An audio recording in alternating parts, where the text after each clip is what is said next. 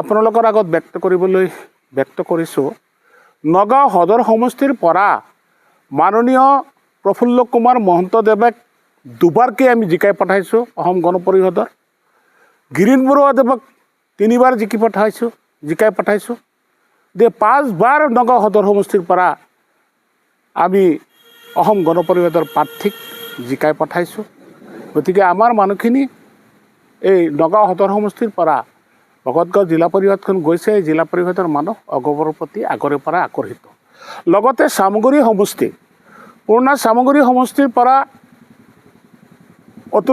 অতুল শৰ্মা ডাঙৰীয়াক জিকাই পঠাইছিল। ৰূপৈহাট সমষ্টিৰ পৰা অগপক জিকাই পঠাইছিল। গতিকে এই 3টা সমষ্টিৰ পৰা কিছু এলেকা কাটি আনি নতুন চামগুৰি সমষ্টি বনোৱা হৈছে। গতিকে আমি সেইটো নহয়, আমাৰ মানুহে আগৰে পৰাই অসম গণ পৰিষদ দলক ভাল পায়। ইয়াত বিজেপিয়ে কোনোদিনে জিকিব পৰা নাই। গতিকে চামগুৰি সমষ্টিৰ মানুহে অসম গণ পৰিষদ দলক ভোট দিব।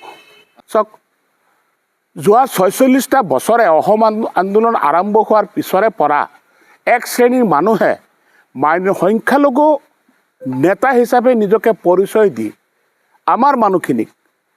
আমাৰ সংখ্যালঘু মানুহখিনিক ভয় ভীতিৰে এই মানুহখিনিক তেওঁলোকৰ বহতীয়া কৰি ৰাখিছে। আপোনালোকে নিজে দেখিছে আমছু গঠন কৰা হৈছিল কিয়? আজি অসম আন্দোলনৰ মূল ইছ্যু আছিলে বহিৰাগত বহিষ্কাৰ। আজি মোৰ ককা দেউতাই 127 বছৰ আগত এই ভেটিত প্ৰথম ঘৰ বনাইছিলে। এই অঞ্চলৰ মানুহ 100 বছৰৰ তলত কোনো নহয়, 100 বছৰৰ আগতেই আহিছে। তেতিয়া অবিভক্ত ভাৰতবৰ্ষৰ এখন জিলাৰ পৰা আৰু এখন জিলালৈ মৰাপাটৰ খেতি কৰিবলৈ আনিছিল, ব্ৰিটিছ চৰকাৰে আনিছিল। এতিয়া প্ৰশ্ন হৈছে, আমিও বিচাৰোঁ যদি কোনোবা 71ৰ পিছত অসমত সোমাইছে, ভাৰতবৰ্ষত সোমাইছে, তাক বহিষ্কাৰ কৰা। গতিকে যিহেতু আমি অসমৰ স্থায়ী বাসিন্দা, অসমৰ স্থায়ী নাগৰিক, ভাৰতীয় নাগৰিক, আমি কিয় ভয় খাব লাগে? আমাক ভয় খোৱা হৈছে। এই কংগ্ৰেছে ভয় খুৱাই আমছু গঠন কৰিছে। আৰু এই আমছুৰ পৰা আপোনালোকে চাওক, আমছুৰ সভাপতিসকল, সম্পাদকসকল সদায় গৈ কংগ্ৰেছৰ পৰা বিধায়ক হয়। কিয় অসম গণ পৰিষদৰ পৰা বিধায়ক নহয়? কিয় CPMৰ পৰা নহয়? কিয় EDFৰ পৰা হোৱা নাই? অকল কংগ্ৰেছৰ পৰাই কিয় হয়? একে কথাত ক'ব পাৰি যে আমছু হৈছে কংগ্ৰেছৰ সৃষ্ট এটি শাখা। গতিকে তেওঁলোকে ভয় খুৱাই ৰাজনীতি কৰিছে। এইবাৰ আৰু সেইবিলাক নচলিব। অসমৰ ৰাইজে বুজি পাইছে, অসমৰ ৰাইজে দেখা পাইছে।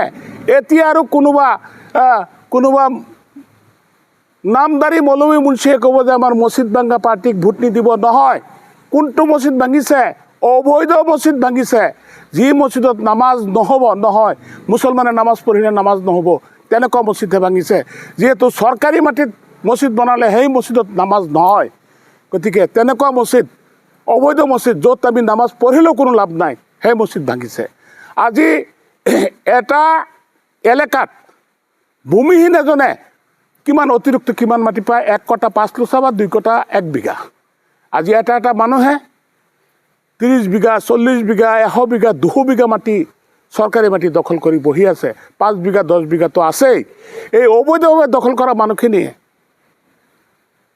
পৰা উচ্ছেদ কৰাটো একো বেআইনী হোৱা নাই।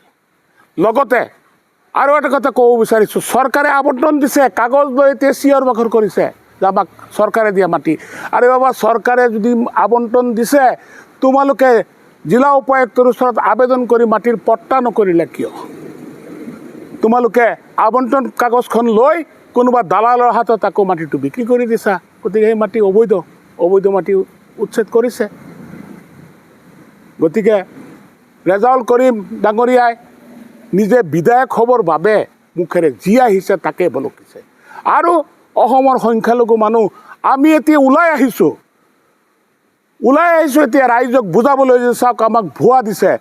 NRC আমাৰ নাম 95-96% আহি গৈছে আৰু অলপ 2-4টা মানুহৰ নাম ভুলতে বাদ পৰিছে, কিবা কাগজ পত্ৰ ৰং হেৰিয়াত বাদ পৰিছে।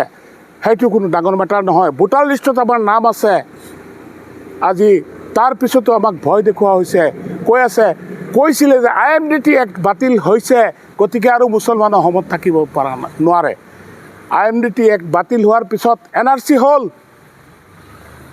কিমান হিয়াৰিং হ'ল, কেইজন মুছলমানক বিতৰণ কৰিব পাৰিছে। এই IMDT এক্ট বাতিল হোৱাৰ গইনা লৈ AIUDF নামৰ এটা দালাল দলৰ এটা সৃষ্টি হৈছিল। সেই দলটোৱে দেখুৱাইছিল যে IMDT গ'ল, এতিয়া আৰু মুছলমানৰ জেগা নাই, আহা আমাক ভোট দিয়া। এইবিলাক ফাঁকি ফুকা, এইবিলাক ধান্দাবাজি, এইবিলাক ধাপ্পাবাজি আৰু অসমত নচলে। আৰম্ভ হৈ গৈছে আজি আমাৰ দেশৰ সন্মানীয় প্ৰধানমন্ত্ৰী মোদী ডাঙৰীয়াৰ সভাত আমাৰ গৰাজান ব্লকৰ ভিতৰত একমাত্ৰ পঞ্চায়ত ৰৌমাৰী ৰূপহী পঞ্চায়তত অসম গণ পৰিষদ দলৰ সভানেত্ৰী। পঞ্চায়ত নিৰ্বাচনত চাৰিওফালে বহুত কিবা কিবি হৈছে, কিন্তু মোৰ পঞ্চায়তত বা মই শপত গ্ৰহণ কৰিবলৈ যাওঁতে তেনেকুৱা দুষ্কৃতিকাৰী মোৰ আগত থিয় হ'বলৈ সাহস কৰা নাই। কাৰণ আপোনালোকে জানে যে মই ৰাজনৈতিকভাৱে ডাঙৰ নেতা নহয়, কিন্তু সমাজ সেৱাৰ ক্ষেত্ৰত ভাৰতবৰ্ষৰ সন্মানীয় ৰাষ্ট্ৰপতি ডাঙৰীয়াই ৰাষ্ট্ৰপতি ভৱনত এই নুৰুল আমিন চৌধুৰীক দুবাৰকৈ পুৰস্কাৰ দিছে ভাল কাম কৰাৰ কাৰণে। অকল সেয়াই নহয়, ৰাষ্ট্ৰসংঘৰ শান্তি সংগঠনে মোক অনাৰাৰী ডক্টৰেট প্ৰদান কৰিছে সাংগঠনিক ক্ষেত্ৰত মোৰ দক্ষতাৰ বাবে।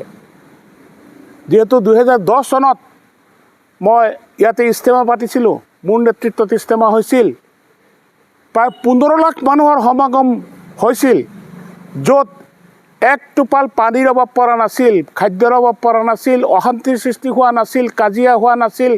ইমান ধুনীয়াকৈ সুন্দৰকৈ ইজতেমাটো পৰিচালনা কৰা হৈছিল, ভলণ্টিয়াৰ নিয়োগ কৰা হৈছিল, ভলণ্টিয়াৰখিনিৰ লগত ইমান সুন্দৰকৈ পৰিচালনা কৰা হৈছিল, যিটো দক্ষতাৰ বাবে তেওঁলোকে বাৰে বাৰে এইটোৰ ওপৰত তদন্ত কৰি মোৰ সাংগঠনিক দক্ষতাৰ বাবে মোক ডক্টৰেট উপাধি প্ৰদান কৰিছে। গতিকে এই অঞ্চলৰ মানুহে, এই জিলাৰ মানুহে, এই ৰাজ্যৰ মানুহে মোক ভালকৈ চিনি পায়। নুৰুল আমিন চৌধুৰী এজন সমাজ সংস্কাৰক, এজন শান্তিৰ দূত। তেওঁ অশান্তি কেতিয়া নকৰে আৰু মোৰ আগত অশান্তি কৰিবলৈ কোনো আগবাঢ়ি নাহে।